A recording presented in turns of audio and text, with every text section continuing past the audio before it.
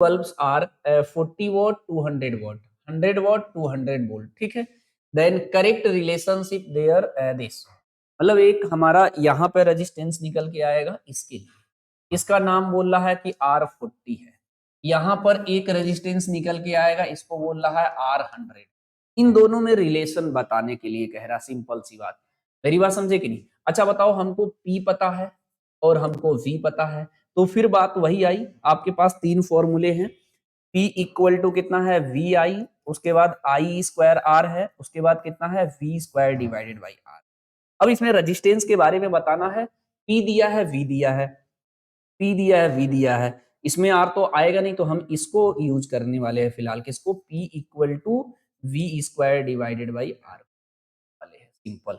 तो इसमें अगर आप रिलेशन निकालेंगे तो ऐसे निकाल सकते हैं नॉर्मली। देखिए R को निकालना है, तो अगर R40 आप लेंगे यहाँ पर, ठीक है, तो R40 लेंगे, यहां से निकाल रहा हूं, R की वैल्यू कितनी हो जाएगी? V square divided by P हो जाएगा R40 इसके लिए, है ना। तो वी स्क्वायर मतलब 200 का स्क्वायर डिवाइडेड बाई 40, ठीक है, मेरी बात समझ गए।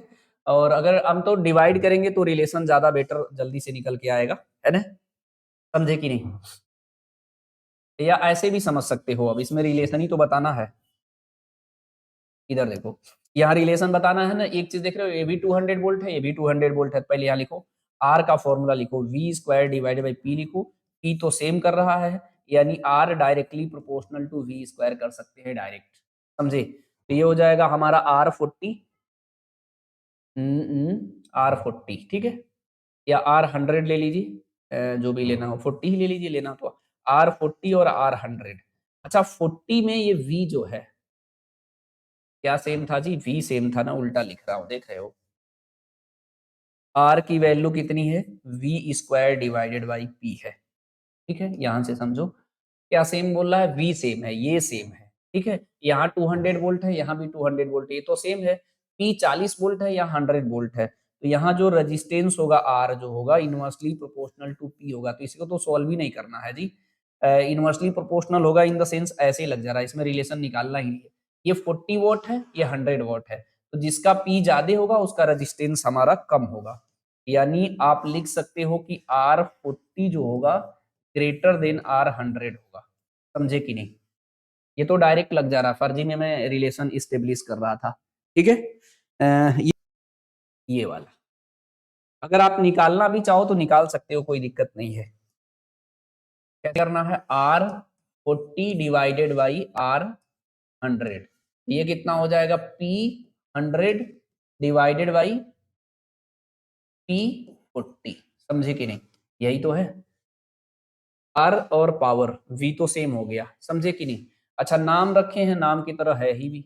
ये 100 का कितना है? 100 वॉट, इसका 40 वॉट है, ये जीरो से जीरो कट गया, और ये कितना आ जाएगा जी? 2 से 2 कटोगे तो ये 5 हो गया, ये कितना आ गया? 2.5। R40 इंटू इधर आ जाएगा R100, समझे कि नहीं? ऐसा रिलेशन आ गया।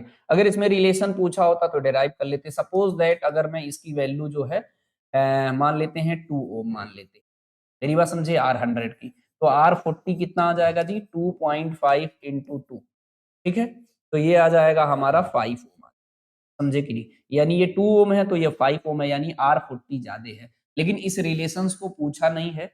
एग्जाम में कुछ चीज का ध्यान रखना होगा। किस चीज का ध्यान रखना है? क्वेश्चन किस पैटर्न से पूछ रहा है। कभी कभी प्रोपोर्शनलिटी से डायरेक्ट आंसर निकल जाता है। मैंने क्या बोला जी?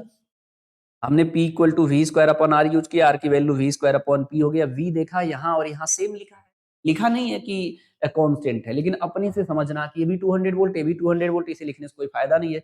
आर जो है सिर्फ पी पे डिपेंड करेगा, इनवर्सली प्रोपोर्शनल है, नीचे पी है, पी की वैल्यू ज्यादा तो आर की वैल्यू कम, पी की वैल्यू ज्यादा, यहाँ 100 वोल्ट है, यहाँ 40, इसका कम है, इसका ज्यादा होगा, तो 40 वाला रजिस्टेंस 100 वाले रजिस्टेंस से ज्यादा हो जाएगा, तो बी बिना सोचे समझे टिक कर देना है।